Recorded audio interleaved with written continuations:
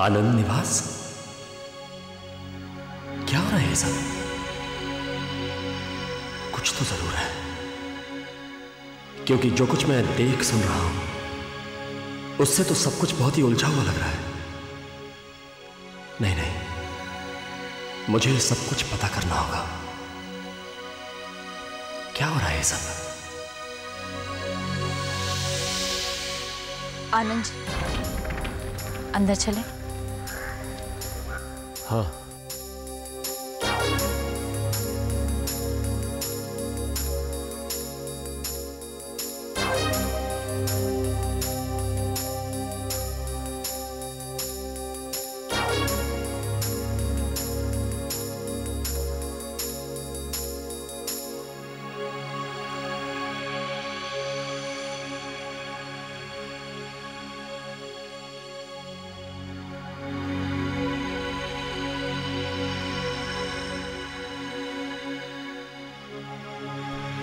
मालिक, पानी। हाँ दीजिए महाराज।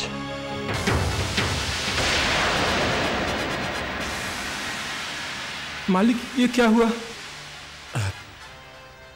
कुछ नहीं।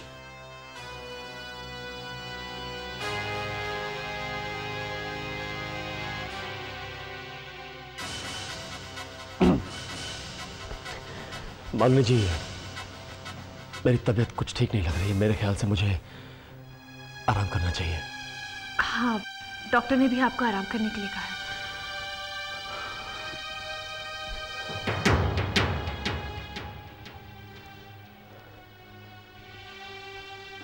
मुझे चक्कर से आ रहे हैं मालिनी जी, प्लीज मुझे आप जरा कमरे तक छोड़ देंगी?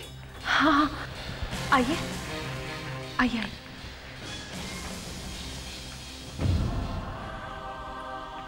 आइए।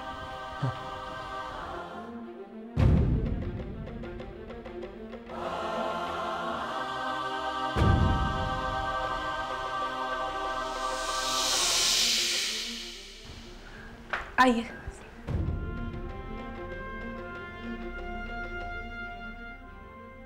रिमझिम, अविनाश ठीक तो है ना बेटी? हाँ वो ठीक है। डॉक्टर ने उन्हें कहा है कि उन्हें आराम करना चाहिए। लेकिन रिमझिम, तुम इतनी परेशान क्यों लग रही हो? भाभी, पता नहीं अविनाश मालिनी को अचानक इतनी इम्पोर्टेंस क्यों दे रहे हैं। हम जितना उन्हें हम सबके करीब लाने की कोशिश करते हैं वो उतना ही दूर चले जाते हैं। निराश मत होना बेटी, सब्र और हिम्मत से काम ले, हौसला रख।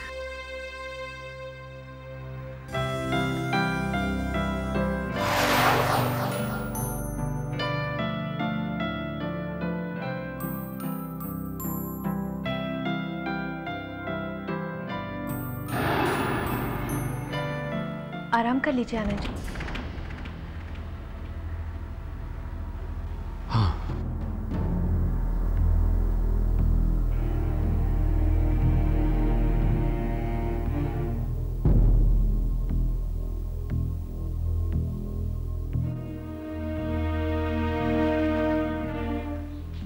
क्या बात है, आपकी तबीयत तो ठीक है ना?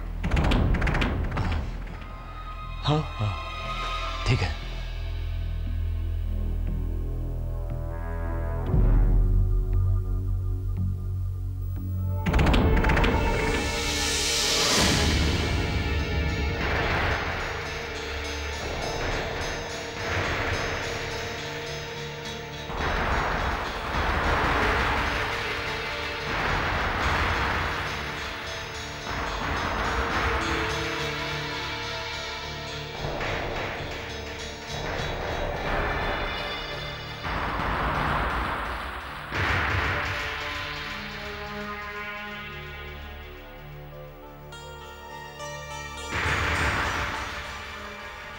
आनंद जी, मैं समझ सकती हूँ कि बीवी के चले जाने से आप कितने दुखी हैं। लेकिन आप चिंता मत कीजिए, मुझे पूरा यकीन है श्वेता बहुत जल्द घर वापस आ जाएगी। बस दुआ कीजिए उस भवानी शंकर का दिल बदल जाए और वो मेरी बहन को जल्दी घर वापस लौटने दे। भवानी शंकर? हाँ, मुझे तो लगता है, लगता क्या है, पूरा यकीन है उस भवानी शंकर ने ही मेरी बहन को कहीं छुपा रखा है। दुश्मनी में आकर कितना गिर गया है वो, अपनी उम्र का भी लिहाज नहीं। वैसे देखा जाए तो उम्र का इंसान और इंसानियत से क्या लेना देना, जो जन्म से ही हैवान हो वो तो। मालिनी, मालिनी जी प्लीज मुझे कुछ देर के लिए अकेला छोड़ दीजिए। मैं आराम करना चाहता हूँ। हाँ, आप आराम कीजिए, आपकी तबीयत ठीक नहीं है ना। वैसे किसी चीज़ की ज़रूरत हो तो मुझे बुला लीजिएगा। हाँ जी।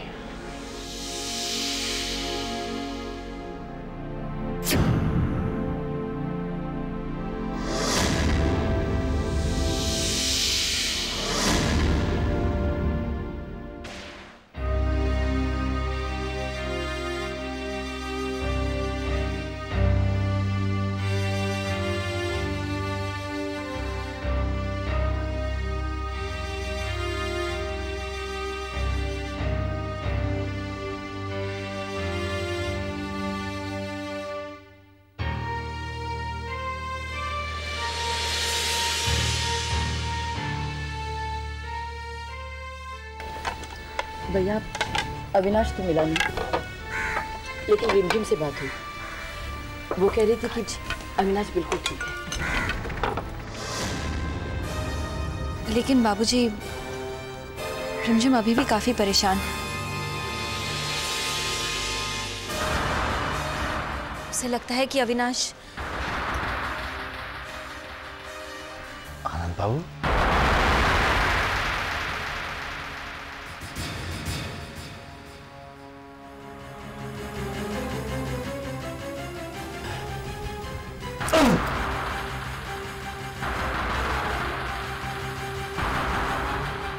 आनंद बाबू, क्या हुआ आपको?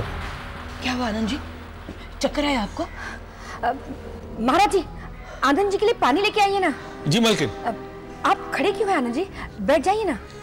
हाँ आनंद जी, आप प्लीज बैठ जाइए। एक्सीडेंट की वजह से आप कमजोर हो गए होंगे। आनंद जी,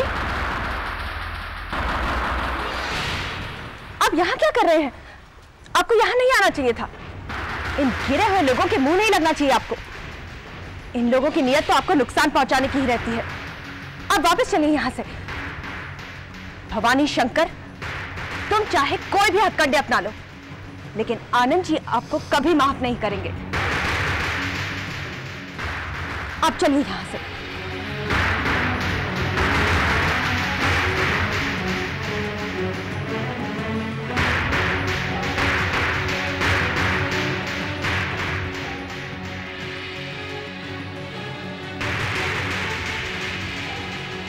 आनंद जी,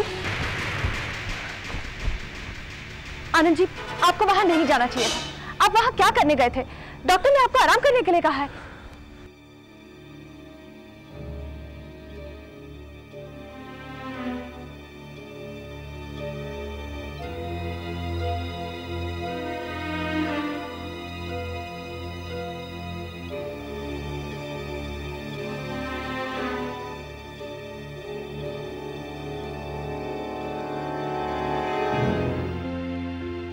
देखने गया था कि मेरा परिवार कैसा है, सब लोग कैसे हैं, लेकिन सब लोग मुझसे अनजानों जैसा व्यवहार क्यों कर रहे हैं? मैं उनका अपना अविनाश हूं, फिर सब लोग मुझे आनंद के नाम से क्यों पुकार रहे हैं? क्यों वो लोग मुझे अपना दुश्मन समझते हैं? नहीं नहीं, ये सब जानना बहुत जरूरी है, पर कौन बताएगा? हाँ, मालिनी, मालिनी जरूर इस बारे में सब कुछ जानती होगी, वही बताएगी। आनंद जी, क्या बात है? किन ख्यालों में खो गया? नहीं, कुछ नहीं मालिनी जी, कुछ नहीं। बस मैं सोच रहा था कि ये जो भवानी है, ये कौन सी चाल चल रहा है मेरे साथ? कौन सा वार मेरी पीठ पीछे प्लान कर रहा है? बस बस यही सोच रहा था मैं। हाँ, तो इसमें कौन सी नई बात है?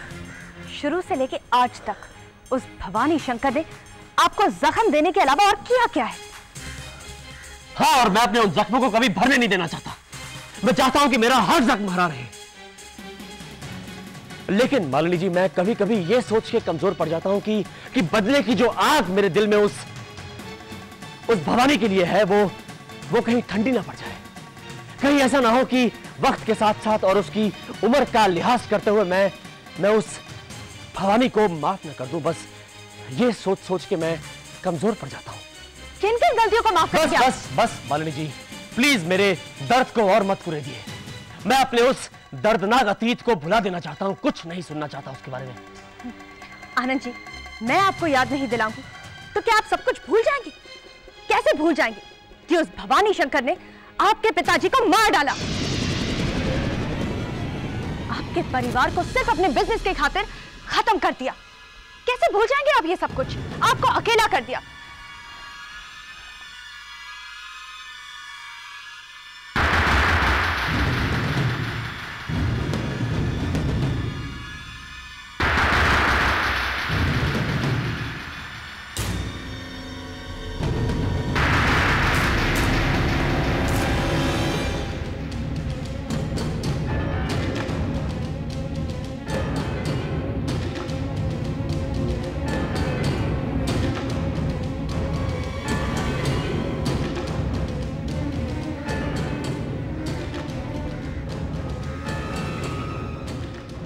आनंद जी, उस भवानी शंकर और उसके परिवार की तबाही से ही आपका बदला पूरा होगा, और ये बदला लेने में मैं आपका साथ दूंगी।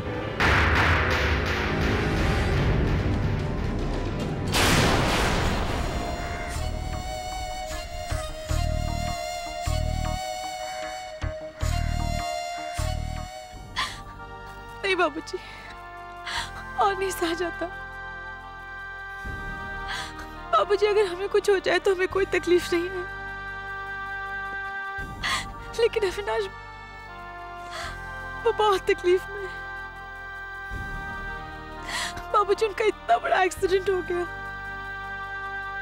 हॉस्पिटल में ऑपरेशन, हमसे नहीं सहा जाता बाबूजी। कभी कभी लगता है ये सब हमारी वजह से। ना बेटा ना, ऐसा क्यों सोच रही? हाँ? ऐसा क्यों ना कहे बाबूजी, हमारे अविनाश ही आनंद है। ऐसा कहना हमारे लिए चुनौती हो गई, लेकिन इसे साबित करने में तो हमारे अविनाश को ही तकलीफ हो रही है ना। कभी कभी तो ऐसा लगता है कि वो आनंद बनकर ही रहे, कम से कम उन्हें तकलीफ तो नहीं होगी। रिमझिम बेटा, ऐसा क्यों बोल रही है तू? हाँ रिमझिम, सिर्फ एक बार ये कल्पना करके देख कि आज तू अगर अविनाश के साथ ना होती तो क्या होता बेटा? कौन संभालता उसे? हाँ, तुझे तो इस बात की खुशी होनी चाहिए कि तू उसका सहारा बनी हुई है। जब उसे तेरी सबसे ज्यादा जरूरत है, वो तुझे पहचाने ना पहचाने, बेटा इससे क्या फर्क पड़ता है? और तू क्यों भूलती है तू कि मालिनी भी यहीं है, उसी के पास। उसे तो इस बात का इंतजार है कि तू अपना हौसला खो दे और वो जीत जाए। परीक्षा की घड़ी है ये रिमझिम, तुझे पत्नी होने का फर्ज अदा करना है बेटा। अब इस बात से कोई फर्क नहीं पड़ता कि वो अविनाश नहीं आनंद है। तुझे तो अपना फर्ज निभाना है बेटा।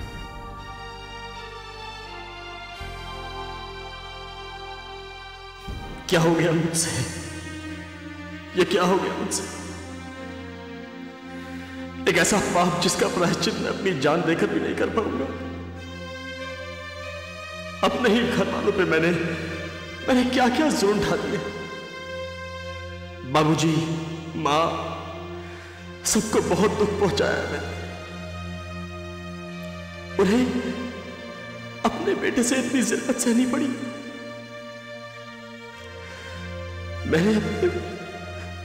अपने बाबूजी पे हाथ उठा दिया। नहीं नहीं, मैं ऐसा नहीं कर सकता। जो कुछ हुआ अच्छा नहीं हो। अरे इससे तो अच्छा था कि मैं उस एक्सीडेंट में मर गया होता। कम से कम आत्मा में ये बोझ लेके तो नहीं जीता।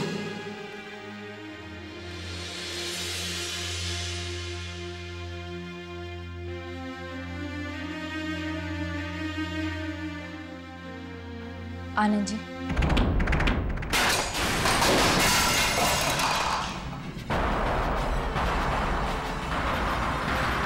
नाटक करती हो मेरे साथ। एक और नया नाटक। श्वेता को तुमने गायब करवाया और अब मेरे सामने आंसू बहा के नाटक करती हो। बिल्कुल ठीक कहा था मालिनी जी ने, बिल्कुल ठीक कहा था। तुम मेरे घर में आस्तीन का एक सांप हो। तुम यहां भवानी के कहने पे रहने आई थी। अब तुम देखना रिमझिम, भवानी पे किया हुआ मेरा हर बार तुम्हें भी घायल करके जाएगा। ना बचेगा वो भवानी और ना बचोगी तुम।